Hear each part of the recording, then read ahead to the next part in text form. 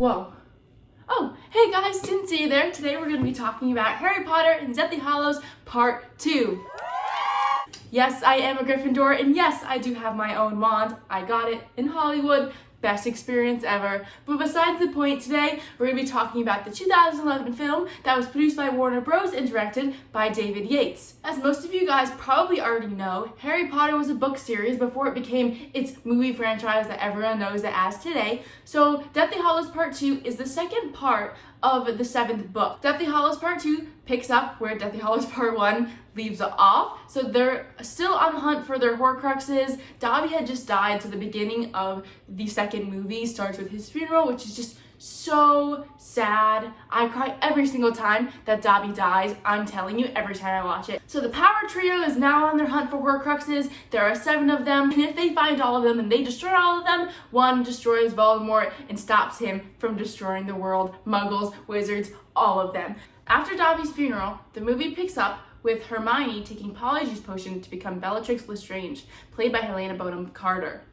And can I just tell you, her acting is impeccable. She's playing Hermione trying to be Bellatrix, and like the way that she truly embodies her mannerisms is completely insane, and the lap on top of it with Hermione's voice just really tops off the cake. It's so believable. After their time in Gringotts, Harry, played by Daniel Radcliffe, Hermione, played by Emma Watson, and Ron, played by Rupert Grint, all travel back to Hogwarts. Harry, Ron, and Hermione find their way into the Room of Requirement, which is where all of their friends are, and over the intercom, lightning has struck, is announced, meaning Harry is back. Shortly after, Snape, the new headmaster, played by Alan Rickman, calls all of the students into the Great Hall. He asks them all if they have seen Harry, and no one speaks up, until Harry speaks up himself. I'll show you.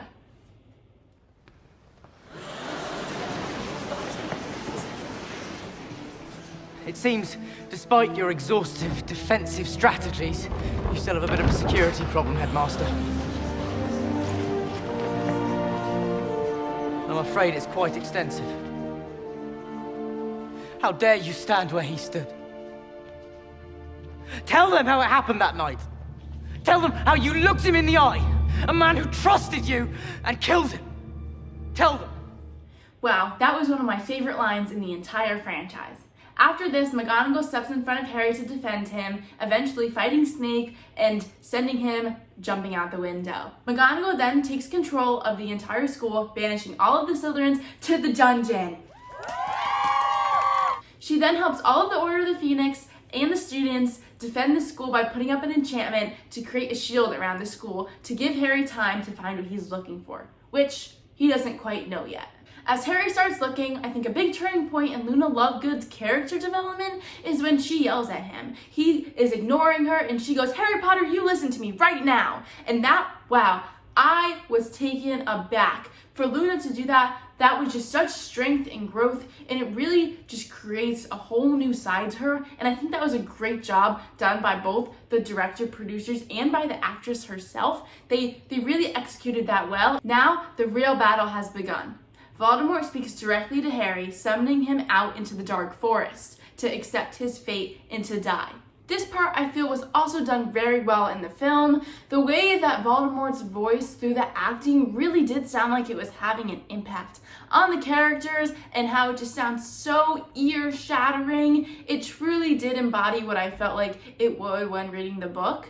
I feel like the cinematography is really what made this part stand out. The camera was tilting, and it really just added to the uneasiness of the situation in which the characters were feeling. But in vain.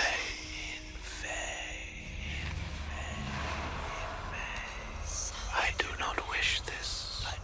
Every drop of magical blood spilled is a terrible waste. I therefore command my forces to retreat. In their absence, dispose of your dead with dignity. Harry Potter, I now speak directly to you. So I do feel like that part was very well done and truly did live up to its potential. This happens right after one of the most monumental parts of the movie occurs. This is where Severus Snape sadly sadly dies, and on his deathbed, he gives his tears to Harry to collect them as memories. Harry takes those to the headmaster's office to go watch them, and this is when it's revealed of Snape's love for Lily all along. This is also when Dumbledore's plan is revealed, and Harry now knows that he must die willingly in order for Voldemort to die, as he is the Horcrux he did not intend to make. This thrilling, suspenseful, and heartfelt film really embodies and wraps up the entire Harry Potter series. It's one that lived up to its potential and, of course, leaves the viewers wanting more. I get very sad when I think about the fact that the Harry Potter universe isn't real, and I wish it was, because I want to be a wizard if you couldn't tell, but I also wish that it could be extended a little longer. But you know, everything comes to an end, and I think that it was the perfect end for the franchise. So, for those reasons, I am giving Harry Potter and the Deathly Hallows Part 2 a rating of an A+. Thanks for watching. I hope you enjoyed my review of Harry Potter and the Deathly Hallows Part 2. Bye!